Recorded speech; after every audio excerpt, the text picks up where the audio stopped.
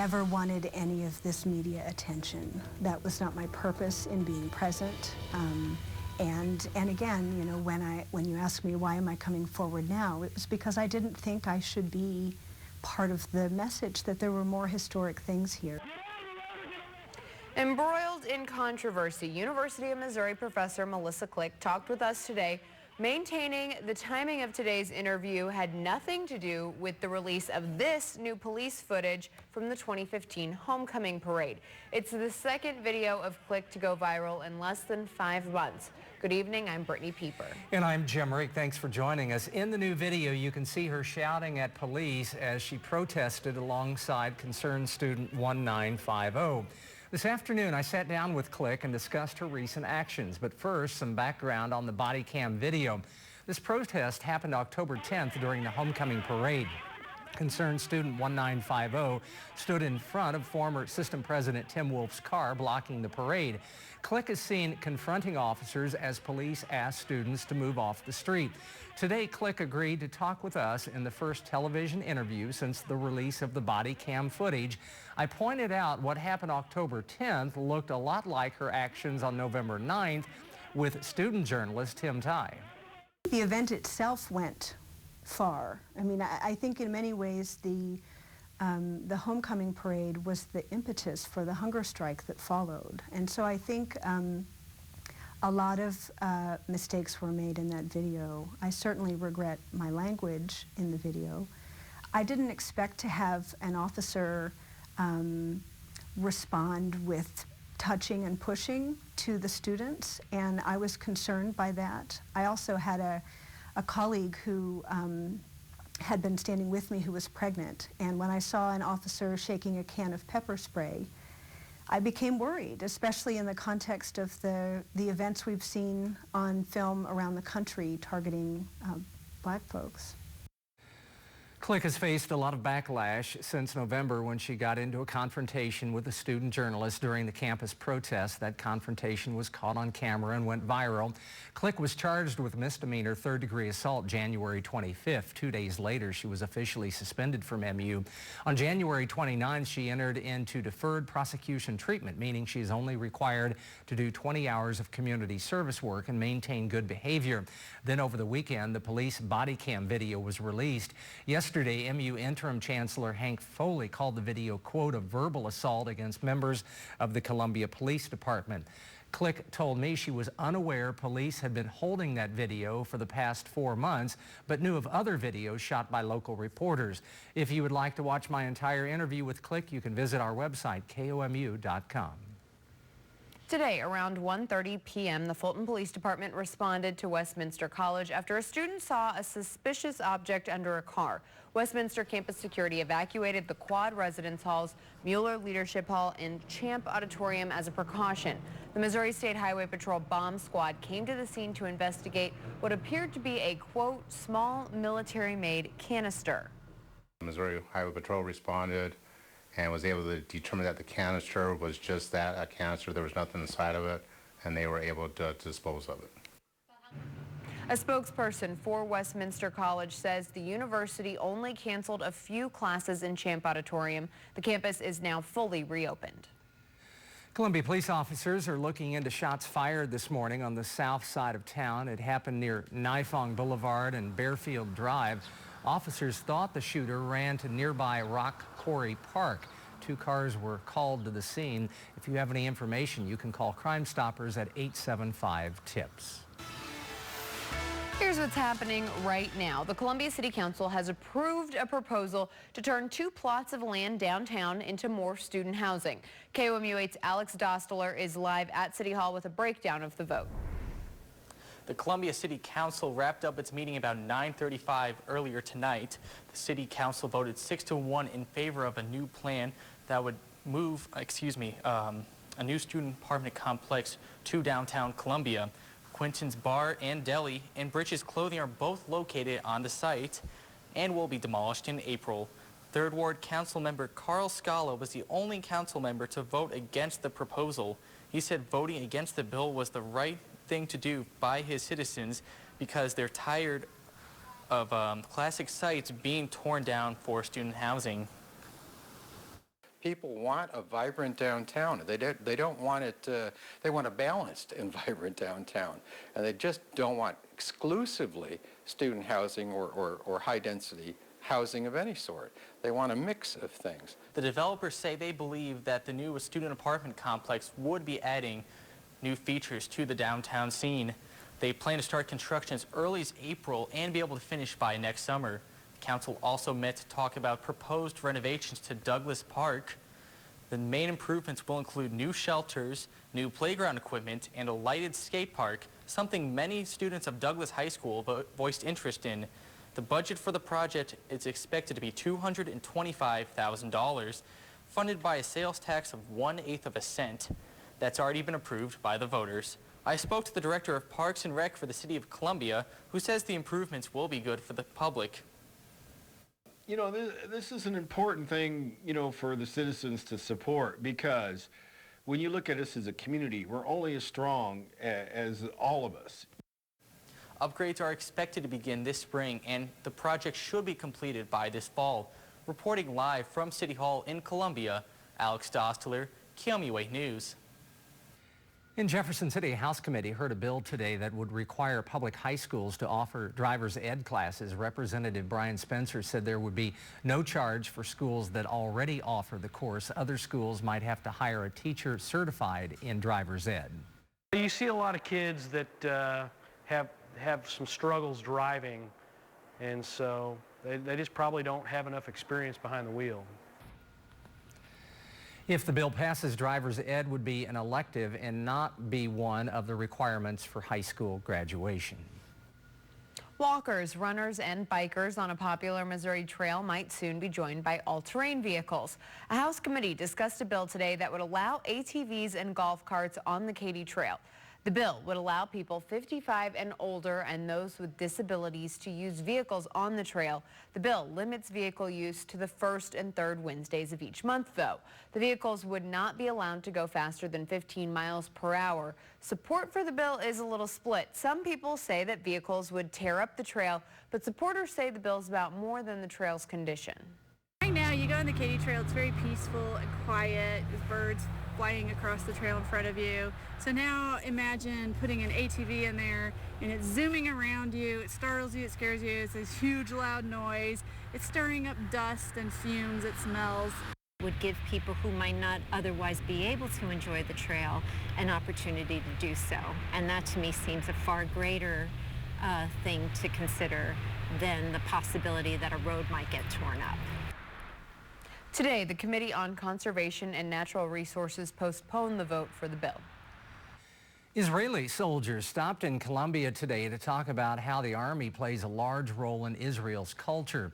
An MU group called Students Supporting Israel invited the soldiers to the Mizzou campus during their 10-day tour of the states. The tour is designed to educate students about the war and what it's like to fight at home. The soldiers say serving in Israel is different than serving in the U.S. At the age of 18, we have a mandatory Army service, national service, 2 years for girls, which most of the people don't know, and 3 years for guys. It's very different from the American soldiers that are fighting very, very far away from home. We are fighting on our own lands. Columbia is the second stop for the soldiers in the U.S. Kenton mentioned a chance for more snow. Let's check in with him for a look at what you can expect. Brittany, thank you very much. Good evening, everyone. We do have another chance for some snow for some of us in mid-Missouri, and we have certainly a better chance for quite a bit of rainfall. You can see that already starting to move into northwestern Missouri, and that's going to continue trekking our way, and it's going to be here in just a few hours. We're looking at 33 in Columbia, 33 in Jefferson City as well. And again, these temperatures very important if we're going to see rain or if we're going to see snow. We are right around the 32-degree freezing mark already. Wind's not too much of an issue, but you can see they're 10 miles an hour over in Kansas City. It is going to be a breezy day tomorrow with that rain and snow rolling through the area. High temperatures expected to be right around the 40-degree mark. I'm tracking everything hour by hour for all of us here in mid-Missouri. Coming up later in the show, plus a look at a very warm 8-day forecast. Kenton, thanks. After the break, the latest on the Supreme Court and whether President Obama can appoint a new justice.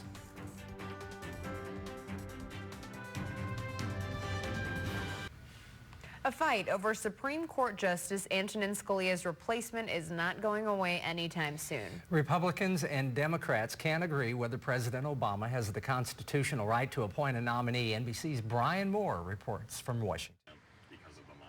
Even as Washington prepares to say farewell to Justice Antonin Scalia, it's at war over his replacement and whether President Obama should make the choice.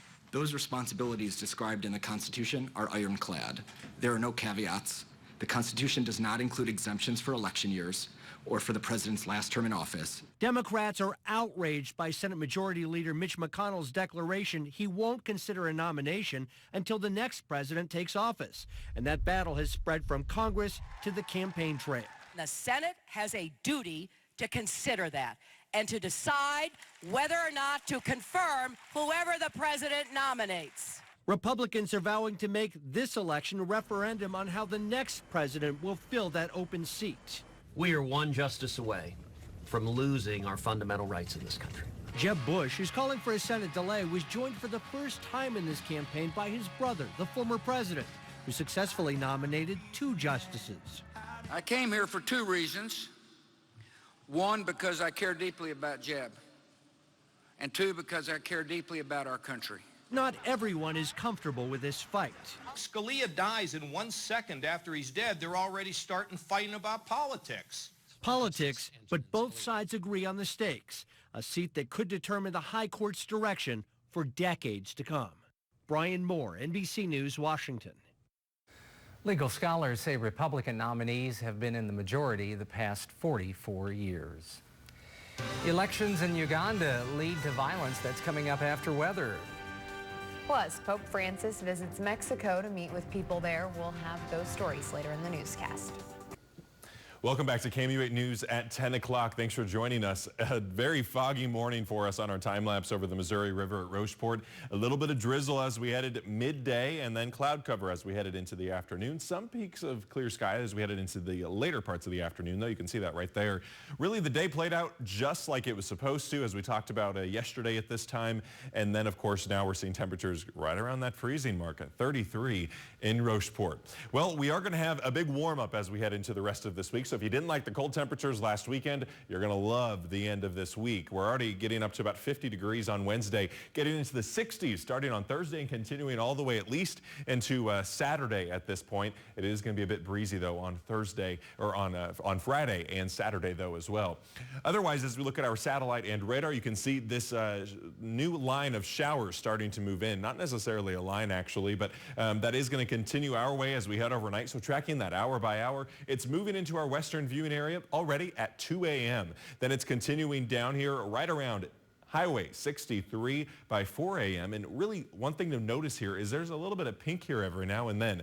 Our temperatures are going to be straddling that freezing mark, and that means that we're going to see some slush possible, some snow certainly possible through this as well, especially along and north of I-70. And also, another thing to mention here is you see a little bit of this yellow kind of mixed in with this. That does just mean heavier rainfall amounts, but we're also looking at a little bit of weak convection mixed in with this system, so we could hear some rumbles of thunder. Also meaning, and I love this as a weather nerd, of course, anytime we see any of the snow moving through, because we have some weak convection as well, we could have some thunder snow. So it is a possibility tomorrow for that to happen. Otherwise, that was 7 a.m. Now as we head towards 9:30, you can see we're still seeing some of this freezing line here just along and north of I-70. Even Columbia could see a little bit of slush right around the noon hour before it all moves out rather quickly. And then we're just seeing a lot of cloud cover for our afternoon. Still a chance for a little bit of drizzle, though, in the afternoon under the mostly cloudy skies, or even just a light flurry as well. Overnight on Tuesday night into Wednesday, we are expecting mostly cloudy conditions, then a little bit of sunshine by Wednesday afternoon mixed in with the cloud cover, but we are kicking off our warming trend. You can see all these warmer temperatures down south. They're all moving our direction as we head Wednesday and, of course, into the weekend as well, as we saw on that temperature trend. Looking at 33 degrees for a low temperature tonight. Again, some of us are already around that. Macon's actually already lower than that. So we're going to pretty much stay right around here because of the cloud cover and the rainfall moving in. West winds by sunrise about 10 to 15 miles an hour. Tomorrow we will have gusts up to about 25 to possibly 30 miles an hour, so a bit of a breezy day expected. And then in the afternoon, temperatures right around the 40-degree mark, so not warming up too much. 49 though by Wednesday. We're looking at 62 on Thursday and 66 on Friday, but we are going to have a little bit of wind on Thursday and Friday as we end the week. And then our next best chance of rain will be Saturday night into Sunday, but those chances are still fairly slim at this point. That system wants to stay down south. We'll see if it wants to push farther north as we get closer. I had never heard of the term thunder snow until December 1st, 2006. You were a student here. All right. And it's real. Oh, it's definitely real. We had it 2 years ago during Yeah. True False, actually. Yeah. All right, Kenton, thanks. You're welcome. In Syria, several hospitals and a school come under attack. And officials investigate a faulty building design. Those stories and more after the break. Several hospitals and a school in Syria are reeling after coming under attack earlier today. A bombing killed at least 22, including children. A hospital run by Doctors Without Borders was hit 4 times, according to the humanitarian group. A woman in Children's Hospital was hit, as well as a school sheltering people taking refuge from the war. The group blames the Syrian government coalition. Ugandan police battled supporters of opposition leader Kizza Besigye in Kampala today. The violence was the worst yet during campaigning for Thursday's presidential election there. At least one protester was killed and several people were wounded as police fired bullets and tear gas while opposition hurled rocks and barricaded streets. Engineers are investigating a possible faulty design in Taiwan after a collapsed apartment building killed more than 100 people last week. This after an earthquake. Prosecutors brought in the builder of the complex and collected evidence from the company. Preliminary reports found shoddy work and the use of inferior concrete and rebar. 3 executives from the construction company are being held on suspicion of professional negligence. Pope Francis is visiting tens of thousands of followers in a southern Mexico stadium tonight. He arrived by helicopter.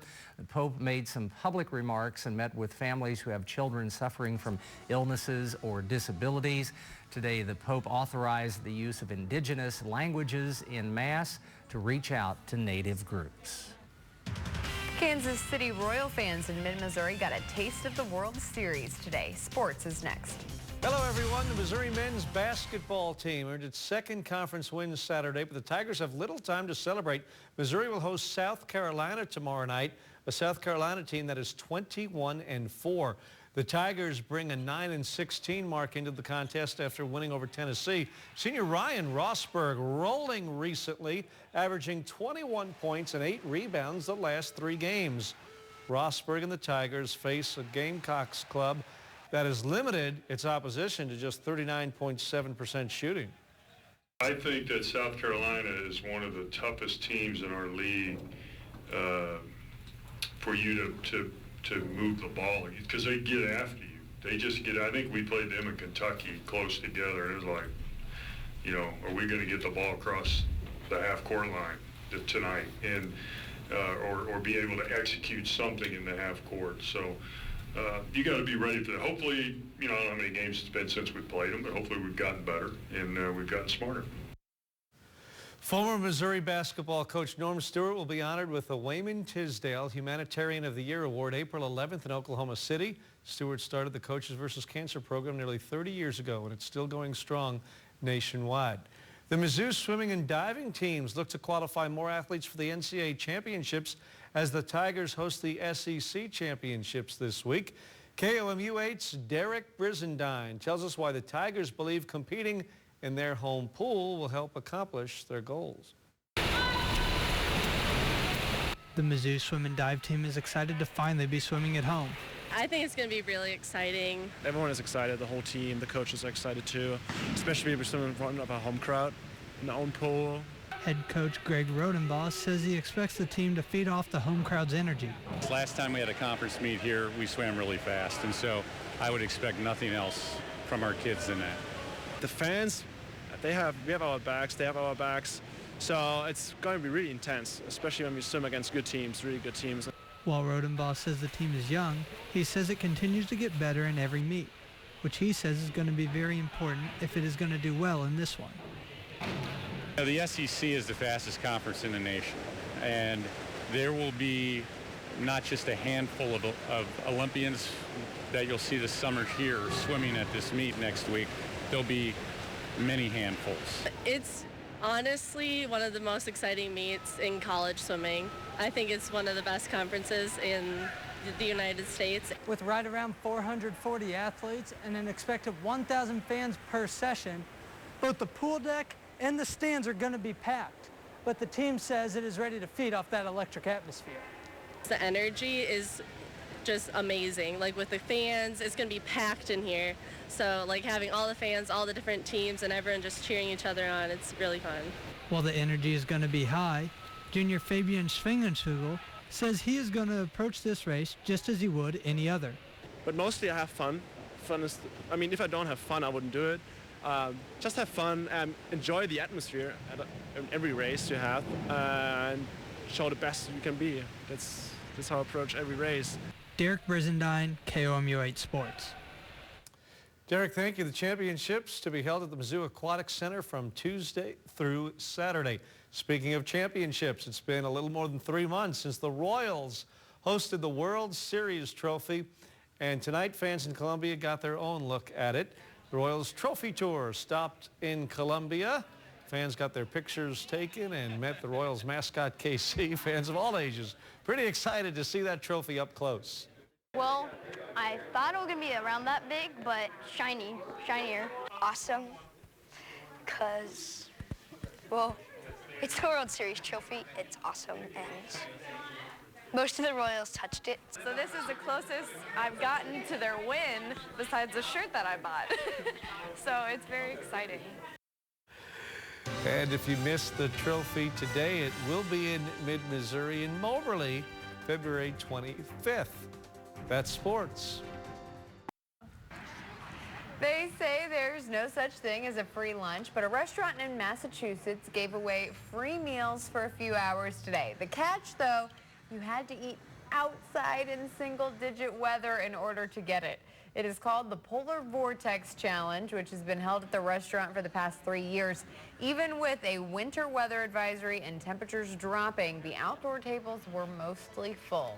You couldn't pay me to do it. Here's a look at what we're following for KOMU 8 News today. An IRS building is set to reopen in Jefferson City tomorrow. And we'll keep you updated on the latest developments concerning Professor Melissa Click. That's coming up on KOMU 8 News today. Kenton. Brittany, free food is free food. Temperatures are right now around the 32-degree freezing mark for a lot of us. And again, while we're around the freezing mark, we have rain starting to roll in as well. So we're going to have a little bit of rain, a little bit of snow tomorrow, and some slush, of course, in between as well. Tim will be tracking it live with Weather on the 8th starting at 4:30 a.m. on KOMU 8 News today. It's going to be breezy as well, with gusts up to about 25 to 30 miles an hour in the afternoon. And that rain does look to continue into the noon hour as well. I wouldn't eat lunch in that either. Well, that's our time for now. Thanks for joining us. Have a good night.